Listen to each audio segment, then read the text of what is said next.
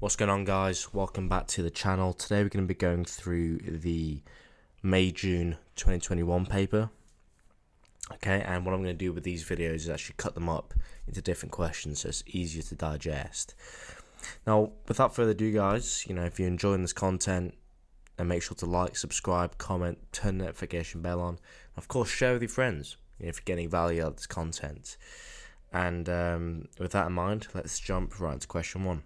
Alright, so for question 1 here, we've got the following question. It says, solve the inequality 2 times the absolute value of 3x minus 1 smaller than the absolute value of x plus 1. So, the way you do this is you're going to say the following. Okay, we've got 4 times 3x minus 1 squared. Okay, must be smaller than x plus 1 squared. Okay, which means we therefore get, because remember, to solve these problems you can either do it graphically or you can square both sides, right? So we therefore got 9x squared minus 6x plus 1 here, x squared plus 2x plus 1, so we get 36x squared minus 24x plus 4 x squared plus 2x plus 1. Okay, brilliant. So next phase here is to say, well, look, we can transform this into 35 x squared, okay, minus 26x plus 3 being smaller than 0. If we take out common factor here, okay, we need to see firstly what we can break it down into. So we got 35x squared. We can break this down into minus 21x minus 5x plus 3 being smaller than 0. Right? If we take out 7x, what we get is 5x minus 3 here, right, minus 1 times 5x minus 3 over here. That's obviously going to be smaller than 0. Now, from there, we can say, well, okay, 5x minus 3 times 7x minus 1 is going to be smaller than 0, right, which means x minus 3 over 5 times x minus a seventh is going to be smaller than 0, which means these are going to be our intersection points, right? So if we think about this almost graphically, we've got a 7 there, a 7th there, 3/5 here, we have negative here, positive on these sides. So therefore what we can say is that x is going to be between a 7th and 3 over 5.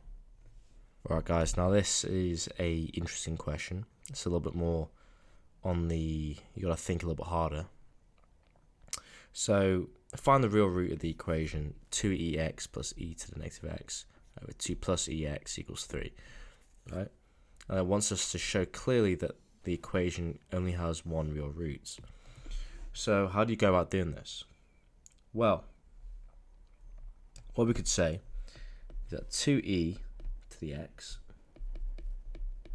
plus e to the negative x is equal to 3 2 plus e to the x.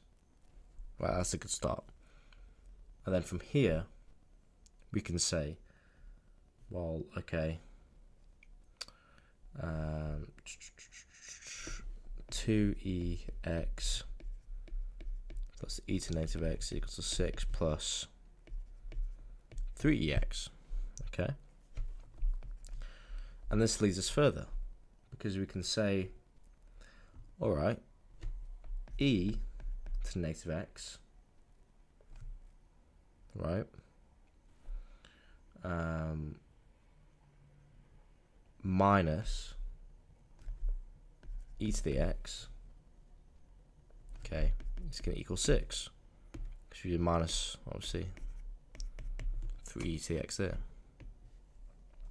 Right. So, what does this tell us?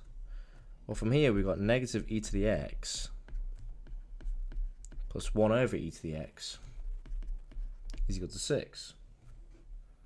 Which means that we then get negative e to the 2x plus 1 is equal to 6e to the x, right? Which means that we've got e to the 2x plus 6ex minus 1 equals 0. So there's a few ways you can go about doing this. You could, if you're feeling comfortable, you could solve this quadratic right here and now. Alternatively, what we could say is, I could say let e to the x equal k, right? So therefore, k squared plus 6k minus 1 is equal to 0.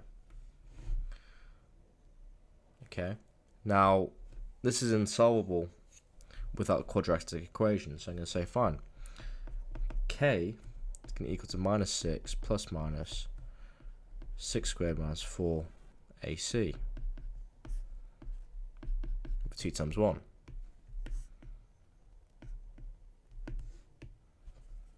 So k therefore equals minus 6 plus minus 2e10 over 2. Now,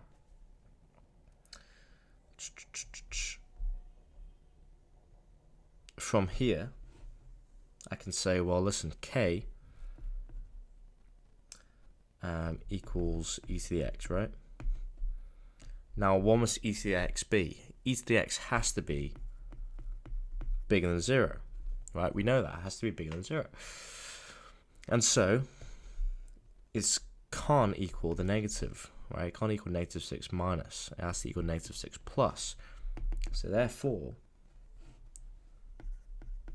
e to the x is going to equal negative 6 plus 2e10, okay? Plus 2e10 over 2, which gives me negative 3 plus root 10. Okay.